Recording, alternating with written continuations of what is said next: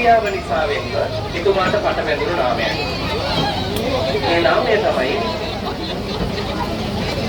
කලිකාල සාහිත්‍ය සර්වඥ පණ්ඩිත සීහෙලවාසී හැකියාව ලැබුණා.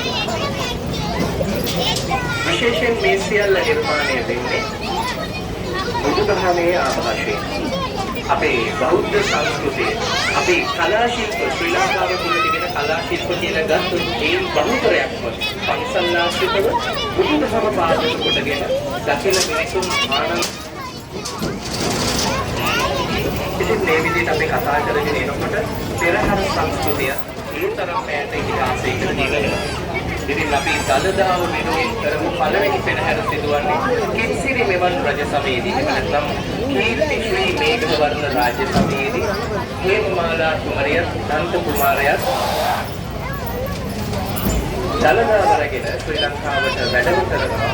ඉතින් අනතුරුව තමයි මේ පෙරහැර සිදුවන්නේ. ඉතින් මෙතන පටන් ශ්‍රී ලංකාව ඇතුලේ මේ දළදා පෙරහැර සංස්කෘතියක් නිර්මාණය වෙනවා. ඊට සමගා මේවා අපේ රට පුරා විවිධ පන්සල්වල විවිධ පෙරහැර පරිහරණය වෙනවා. ඉතින් වැදගත් පෙරහැරේ වැදගත්කම තමයි මේක සිංහල බෞද්ධ සංස්කෘතියේ අනන්‍ය ලක්ෂණයක් වුණාට මේක සංවිධානය කරන හැටි වැදගත් වෙන්නේ. සිංහල දෙමළ මුස්ලිම් කියලා කිසිම ભેදයක් නැහැ. අපි හැම දෙනාගේම එකමුතුවෙන් තමයි මේ පෙරහැර සංවිධානය වෙන්නේ. ඔබ අපේ පෙරහැර විකාශනයේ සමත් වුණා නම් අපට මතක ඇති අපි දායක මහත්මයාගේ නම් කියන්නේ කොයිතරම් අපේ සමෝධ දමිළ ජනතාව මේ වෙනුවෙන් ආධාර උපකාර කරලා තියෙනවද යනවාද ඔබට අහන්න දකින්න ලැබුණා. ඒ විතරක් නෙමෙයි අපි මේ පෙරහැරට සමගාමීව පවත්වපු දින 7ක් පුරාවට පවත්වපු ආමිස පූජා පිටකම් මාලාවේදී අමිත භාෂාවෙන් පවා ධර්මයේ දේශනා කළා.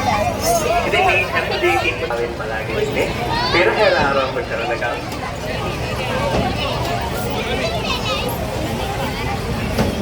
සමස්තව කොටසකින් පෙරහැර ආරම්භ වෙනකොට අපිට ඇස් දෙකෙන් බලා ගන්නට හැකියාව තිබෙනවා. ඉතින් ඔබ විහාරස්ථ භූමියට පැමුණා නම් ඔබට බලන්න පුළුවන් තුසිත දිව්‍ය ලෝකයේ පරදවන බොහොම අපූර්ව අලංකාර විදුලි බුබුළු වලින් මේ විහාරස්ථ භූමිය අලංකාර වෙලා තියෙනවා. ඊටත් වැඩිය වටිනම දේ තමයි අපේ බෞද්ධයන් අද දවසේ අපේ පන්සලත් එක්ක එකතු වෙලා ඉන්න එක දකින්න.